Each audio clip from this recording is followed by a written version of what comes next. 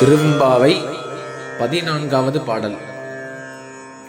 காதார் குழையாட பைம்பூங்கல நாட கோதை குழலாட வண்டின் குழாமாட சீத புனலாடி சிற்றம்பலம் பாடி வேத பொருள் பாடி அப்பொருளமாவாடி